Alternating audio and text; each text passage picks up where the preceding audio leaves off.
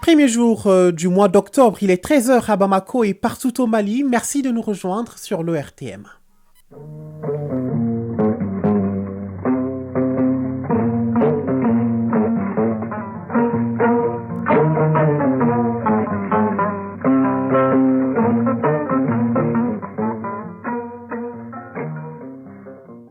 Le journal Moussa Papa Aïdara. À la une de l'actualité, ce dimanche marque la fin des vacances pour les écoliers. Demain, ils reprennent le chemin des écoles. Si le ministre de l'Éducation nationale compte sur l'engagement de tous pour la réussite de cette nouvelle année scolaire, eh bien, certains promoteurs des lycées privés subventionnés par l'État, quant à eux, avouent n'avoir pas encore reçu des fournitures scolaires pour les élèves. Reportage à suivre. Au sommaire également, interdiction de la chicha au Mali. C'était chaud hier soir dans la capitale. Les noctambules ont dû le constater, surtout les consommateurs de chicha. L'Office central des stupéfiants a mené une grande patrouille dans la nuit qui s'est soldée par l'interpellation d'une trentaine de consommateurs. Le récit de 23h à 5h du matin avec Saloum Konati. Actualité sur le continent, en Côte d'Ivoire, le parti d'opposition mené par l'ancien président Laurent Gbagbo rejette les résultats des élections locales et sénatoriales de septembre où il avait obtenu un maigre score. Au même moment, en République démocratique du Congo, Jean-Pierre Bemba annonce son soutien à la candidature de Félix Tshisekedi au scrutin du 20 décembre prochain. Toute l'actualité des sports, c'est avec vous, Famourou Djourté, bonjour. Bonjour Moussa Papa Aïdara. Je suis très heureux de vous retrouver. Qu'est-ce qu'on a au menu aujourd'hui? Le plaisir est partagé. On a 3 disciplines au menu de la page sport, le football, le basketball et le kickboxing. En football, l'Aistral est en mission commando à Mauritanie dans le cadre de son match retour du dernier tour des préliminaires de la Ligue des champions de la CAF. En basketball, il sera question des quarts de finale de la Coupe du Mali et le démarrage de la Basketball Africa League. Des détails dans quelques minutes. Et s'il vous arrive souvent de changer d'humeur, par exemple de passer d'une phase d'euphorie à la dépression, sachez que cela s'appelle un trouble bipolaire. Attention, c'est une pathologie qui conduit le plus souvent à des tentatives de suicide. Restez jusqu'à la fin de ce journal pour en savoir un peu plus. Mesdames, Messieurs, bonjour et bienvenue dans ce 13h. Je vous le disais à l'instant, la rentrée des classes, c'est demain, 2 octobre 2023. Le gouvernement malien a mis les bouchées doubles pour déjà une année scolaire 2023-2024 réussie et compte sur l'engagement de tous les acteurs. C'est l'annonce faite par le ministre de l'Éducation nationale dans son message à la veille de la rentrée académique qui débute demain lundi. Il a salué les bons résultats des examens de l'année scolaire écoulée et loué l'engagement du président de la transition, du Premier ministre et de tous les membres du gouvernement pour leur appui constant pour la cause de l'école malienne. Écoutons Amadou Sissa Vané, ministre de l'Éducation nationale, propos recueillis par Fademba Keïta. Il est important que la famille et l'école jouent pleinement leur rôle dans la formation intellectuelle et morale de l'enfant. Ainsi, aurons-nous des citoyens acteurs de développement. L'administration scolaire sera toujours à vos côtés pour vous apporter son expertise. La réussite de nos enfants passe obligatoirement par la synergie d'action entre l'école et la famille. Chers élèves, vous êtes l'espoir et l'avenir de vos familles et de votre pays. L'année scolaire qui commence requiert de vous beaucoup de courage, de sacrifice, d'assiduité et de discipline. Sachez que rien ne s'obtient dans la facilité. Un travail scolaire soutenu et régulier vous fera atteindre des hauteurs insoupçonnées. C'est à cet effort soutenu que je vous convie. Il vous placera dans la voie royale, celle d'éclatante réussite. Chers enseignants, permettez-moi de vous féliciter pour les résultats engrangés durant l'année scolaire écoulée et à l'occasion des différents examens. Ils sont le fruit de votre engagement. Ma volonté d'entretenir un dialogue ouvert et permanent avec vous reste intacte conformément à nos échanges lors de la réunion préparatoire de la rentrée scolaire 2023-2024.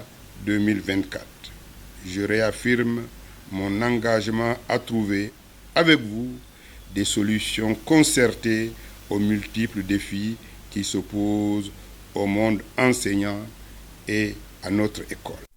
À l'instant, au micro de Fademba Keïta, le ministre de l'Éducation nationale, Amadou Sissavani. Restons dans le monde scolaire et un rapide tour en ville nous démontre que les établissements d'enseignement fondamental, secondaire, technique et professionnel sont presque prêts. Toutes les dispositions semblent être prises pour que la rentrée soit effective demain. Cependant, les promoteurs des lycées privés subventionnés par l'État disent n'avoir pas encore reçu de fourniture pour les élèves. C'est ce qu'avouent les autorités scolaires dans ce reportage signé Fademba Keïta. Les tables bancs en place, les tableaux noircis, les cartes et croquis déjà affichés, bref, beaucoup de dispositions semblent être prises par les administrateurs scolaires pour un démarrage de la rentrée scolaire 2023-2024. Boukariba, promoteur de l'école fondamentale La Volonté. Nous avons passé au nettoyage complet de toutes les classes et mettre beaucoup de l'ardoisine dans les tableaux afin que le travail soit beaucoup plus propice pour les enseignants et bien visible aussi pour les apprenants qui sont les élèves. Au-delà de tout ça, cette année, on a pensé à mettre l'ensemble de tous les croquis qui sont indispensables au curriculum scolaire de tous les niveaux de classe dans la direction et même dans les salles de classe pour enfin faciliter aux professeurs de dispenser les cours qui est conforme au croquis. Certains établissements d'enseignement secondaire, technique et professionnel sont opérationnels. Dans des centres de santé nouvellement créés, les laboratoires d'analyse et équipements indispensables sont disponibles. Cependant, les promoteurs des lycées privés ont des inquiétudes. Bruno Camara, promoteur de l'école de santé Maurice Camara. Les inscriptions sont assez timides, mais de jour en jour, il y a bon nombre de gens qui passent pour le renseignement. Albakaï Traoré, président de l'association libre des promoteurs d'écoles privées agréées du Mali. Les écoles fondamentales, je pense que nous sommes quand même... ces écoles-là sont prêtes pour la rentrée scolaire. Ça, c'est au niveau fondamental et au niveau préscolaire. Mais à ce qui concerne les écoles secondaires et techniques, nous avons énormément de problèmes à ce niveau-là. Jusqu'à preuve contraire, nous n'avons pas précis les subventions de l'année scolaire 2022-2023. Nous avons des problèmes de salaire dans nos rangs, des problèmes de location, d'électricité. Surtout, ce qui est quand même très compliqué, ce sont les fournitures scolaires. Nous avons des arriérés par rapport à nos fournisseurs. Madame Kone Rokiatoudia, directrice de l'Académie d'enseignement Rive Gauche de Bamako. Souhaiter une très bonne rentrée scolaire à tous les élèves et demander aux parents surtout d'accompagner les élèves. Le suivi parental, il est très important dans les performances scolaires des élèves. Issifou Abetouré, directeur national de l'enseignement fondamental. Les dispositions matérielles, les dispositions techniques, tout est fin prêt pour que l'école reprenne le 2 octobre prochain. Tous les aspects sont pris en compte. Cette année, nous avons 2 leçons modèles sur 2 thématiques principales. La première thématique est en lien avec l'éducation aux valeurs. La seconde thématique est en lien avec les conséquences de l'utilisation du téléphone portable à l'école.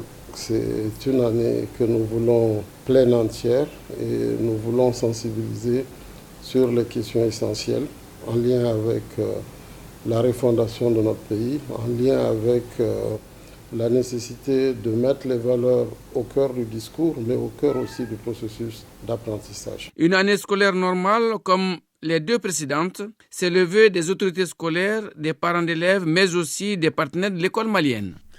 13h08 à Bamako sur un tout autre plan, 8 mois après l'entrée en vigueur de l'interdiction de la consommation de la chicha au Mali.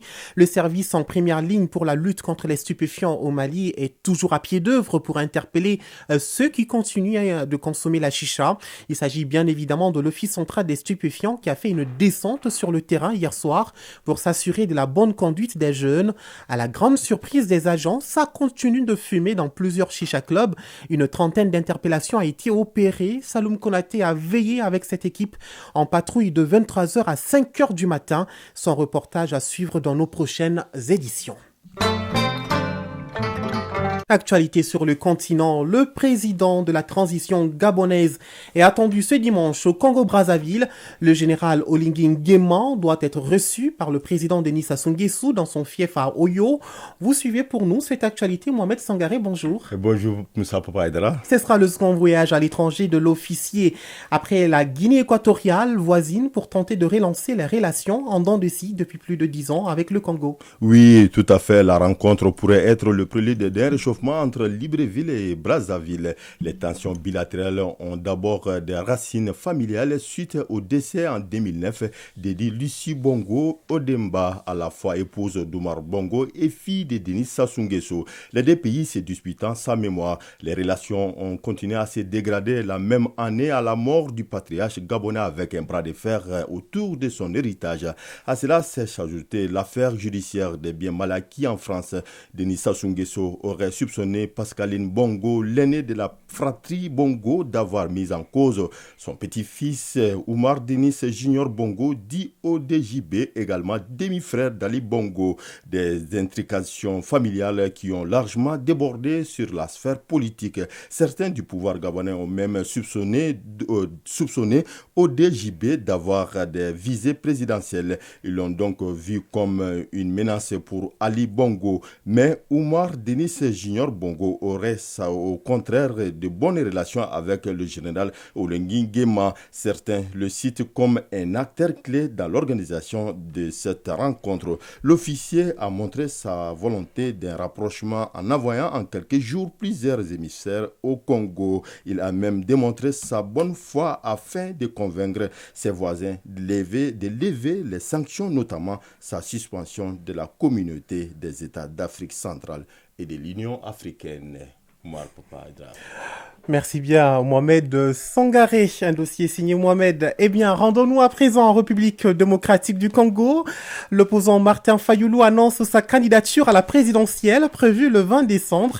Il s'agit du retour d'un poids lourd de l'opposition dans la course qui avait déjà refusé de participer au processus électoral. Voyons tout cela avec Lassine Keïta. C'est au cours d'une conférence de presse à Kinshasa que l'opposant Martin Fayulu a annoncé le dépôt dans les prochains jours de sa candidature à la présidentielle.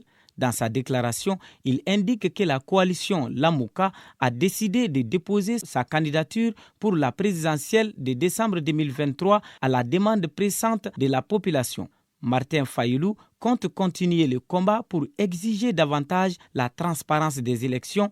Depuis sa défaite en 2018, l'opposant affirme toujours que la victoire lui a été volée. Pour permettre un meilleur contrôle cette fois-ci, son parti fait pression pour que les résultats des élections soient annoncés par chaque bureau de vote. Ce revirement des dernières minutes n'est pas approuvé par certains cadres de sa coalition qui avaient respecté sa consigne de ne pas participer aux législatives. Mais selon Devos Kitoko, secrétaire général du parti, la décision de candidature de Martin Fayulu est consensuelle, prise par la majorité des membres du collège des présidents. À la question de gouverner sans députés à l'Assemblée nationale, Martin Fayulu répond qu'il travaillera avec les députés qui seront élus. Il faut signaler, Moussa Papa Aïdara, que c'est le retour d'un poids lourd de l'opposition congolaise dans la course à la présidentielle qui n'est pas une surprise pour Albert Mouloukissa, professeur à l'Université catholique du Congo. Sans quoi, Martin Fayulu prenait le risque de disparaître dans les 5 ans à venir de la scène politique congolaise.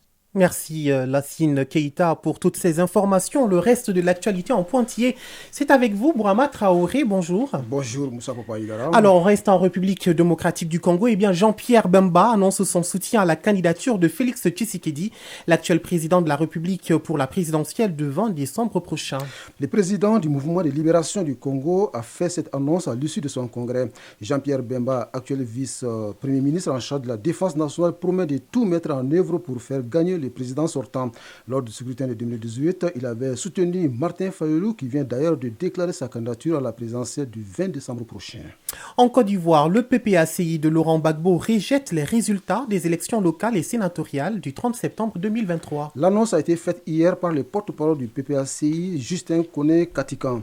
Les partis d'opposition dénoncent des fraudes, de la corruption et du clientélisme de la part du parti au pouvoir, ainsi qu'un découpage électoral jugé injuste. Au Nigeria, le président nigérian Bola Ahmed Tinubu annonce des mesures pour compenser la hausse du coût de la vie. Il s'agit d'une hausse temporaire du salaire minimum pour les travailleurs les moins bien payés et des transports publics moins chers. Le but est de compenser l'impact de ces récentes réformes économiques. Ces annonces interviennent 2 jours seulement avant que les 2 principaux syndicats du pays envisageaient de déclencher une grève annoncée comme illimitée pour protester contre la hausse des coûts de la vie, en particulier des transports. Cette fois-ci, nous sommes en Turquie. Explosion d'une bombe près du Parlement à Ankara qui s'apprête à ouvrir sa nouvelle session de travail. Le ministère turc de l'Intérieur indique qu'il s'agit d'un attentat terroriste perpétré par 2 individus. 2 terroristes se sont présentés à bord d'un véhicule militaire léger à 6h30 en temps universel devant le portail d'entrée de la Direction générale de la sécurité du ministère de l'Intérieur et ont perpétré un attentat à la bombe. L'un des terroristes s'est fait exploser et l'autre a été neutralisé, précise la même source, qui ajoute que 2 policiers ont été légèrement blessés par les flammes. Union européenne, entrée en vigueur de la taxe carbone aux frontières à partir de ce dimanche. Le but est de verdir les économies européennes. Dès ce 1er octobre 2023, les entreprises doivent donc déclarer leurs importations de matières premières les plus polluantes. 6 secteurs sont concernés: les fers, l'acier et l'aluminium, les ciments, les engrais, l'hydrogène et l'électricité. L'objectif est de récolter des données des industriels pour évaluer les prix que les entreprises devront payer à l'avenir. Ce n'est qu'à partir de 2026 que le mécanisme de la taxe carbone entrera totalement en vigueur. À cette date, toutes les entreprises qui importeront des produits polluants dans l'Union européenne devront payer une taxe sur le CO2 émis lors de leur fabrication à l'étranger. Bourama Traoré, terminons à présent par les États-Unis. Le shutdown évité in extremis, le Congrès est arrivé dans les dernières heures à un accord qui prolonge temporairement le financement du gouvernement et évite pour le moment la paralysie de l'administration. Une avancée saluée par le chef de la minorité démocrate à la Chambre. Nous avons évité les shutdowns voulus par les élus trumpistes et nous allons continuer à protéger les intérêts des Américains. L'adoption de ces textes a eu lieu sans les élus ultra-conservateurs du Parti républicain qui bloquent depuis des semaines toute tentative d'accord. Le texte devra désormais être signé par Joe Biden. Le président a appelé les élus républicains à rétablir un financement pour l'Ukraine dans les prochains accords qui doivent être votés dans 10 semaines. Merci beaucoup, Bourama Traoré, pour toutes ces informations. La suite de ce journal, juste après, c'est qui suit.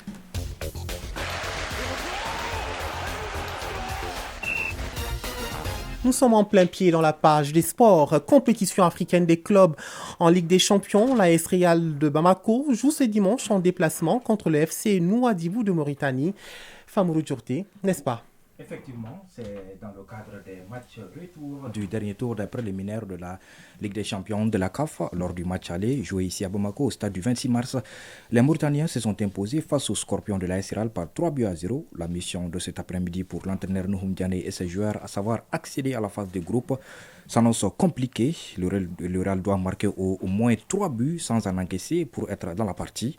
Pour cela, les Scorpions doivent être à leur meilleur niveau et avoir beaucoup de chances, surtout pour obtenir un résultat positif en terre mauritanienne. Cet après-midi, le coup d'envoi de la rencontre est prévu à 17h temps universel. Le comité exécutif de la Fédération malienne de football a animé une conférence de presse hier. C'était au siège de la FEMAFOOT. Oui, c'est dans le souci d'une meilleure organisation de la saison sportive 2023-2024 au Mali que le comité exécutif de la Fédération malienne de football a animé cette conférence de presse pour édifier la presse sur les évolutions que connaîtront le football malien et les programmes de la FEMAFOOT pour cette saison. Vous l'avez dit, c'est au siège de la FEMAFOOT. Le résumé avec Seragatou Sissé. Le comité exécutif de la FEMAFOOT, élu le 29 août dernier, se lance à l'assaut de la réalisation du programme d'activité annuel. Après la Supercoupe Ben Omar Sy annonçant les couleurs de la saison 2023-2024, la FEMAFOOT est déjà à pied d'œuvre pour les préparatifs du championnat national de Ligue 1 prévu le 7 octobre. Moussa Sylvain Diakité, premier vice-président de la FEMAFOOT. Le championnat national va être organisé cette année au niveau des stades Modibo Keïta, 26 mars. Les samedis et dimanches, nous allons jouer au stade 26 mars.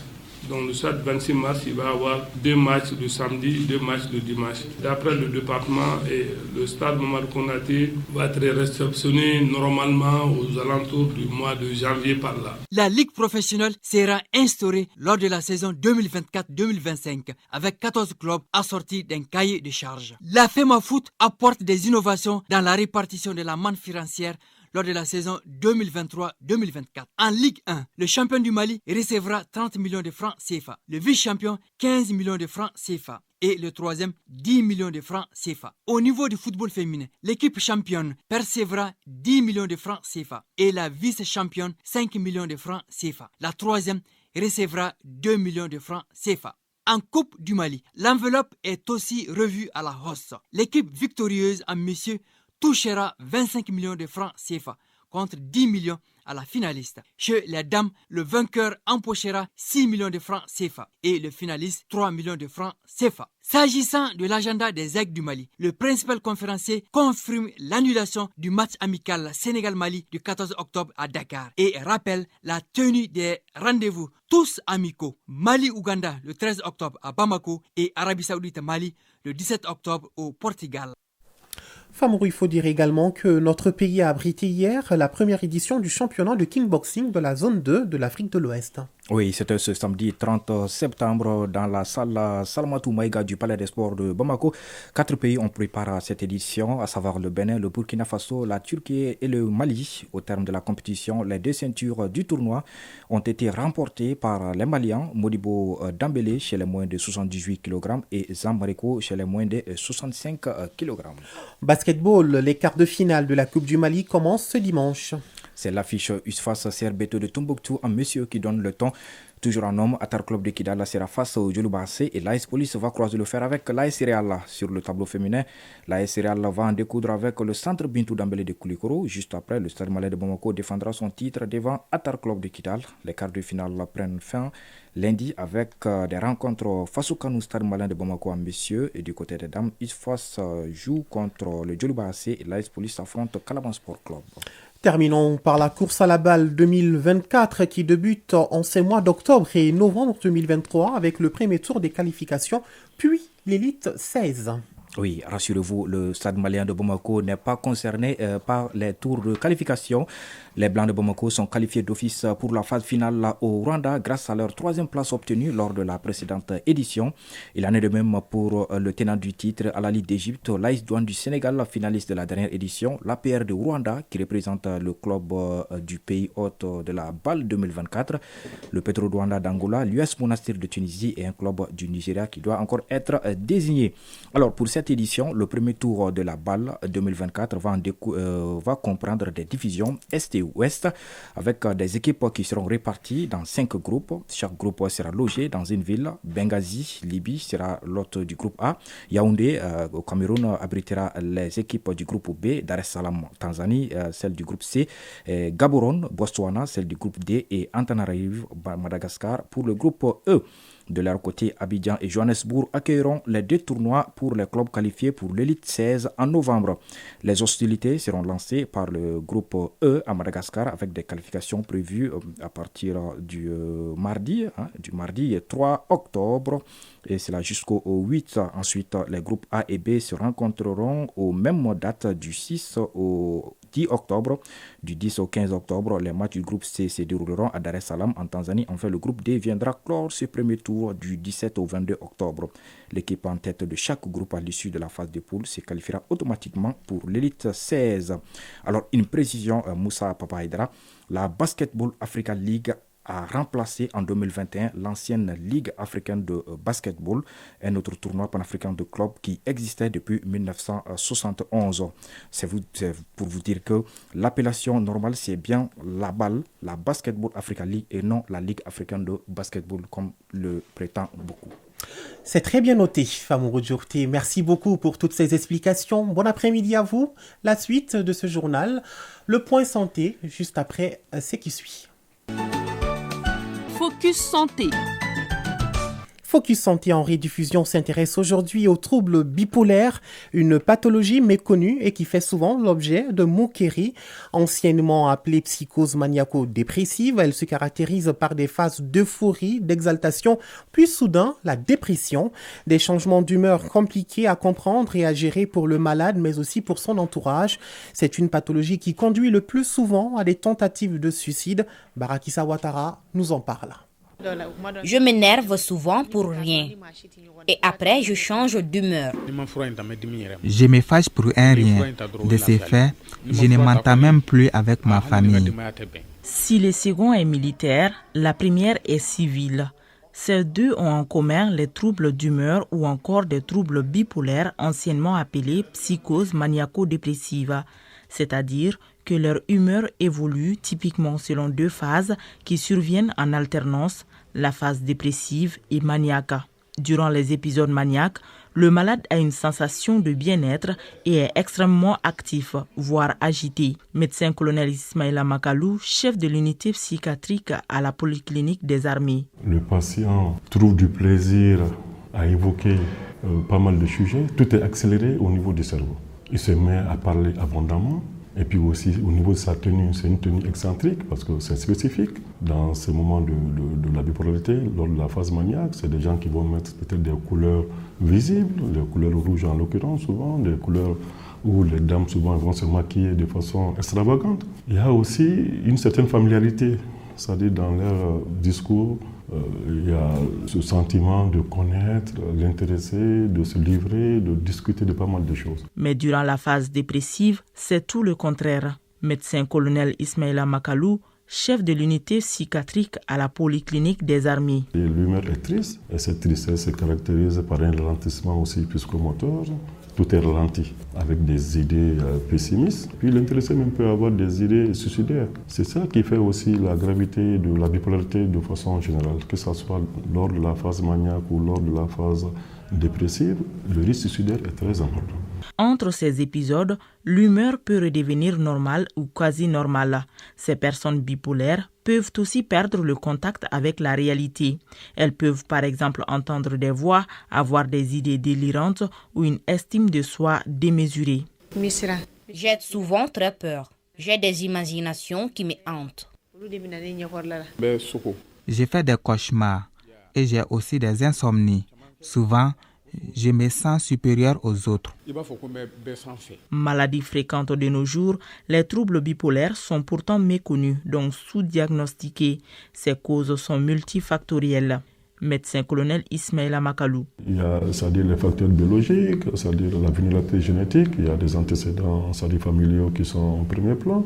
Il y a aussi des événements de vie, c'est-à-dire souvent des gens qui ont eu à subir des traumatismes à l'enfance. Il y a une carence affective, c'est-à-dire des gens aussi peut-être qui ont perdu très tôt les parents, ils sont dans la nature, ils sont élevés.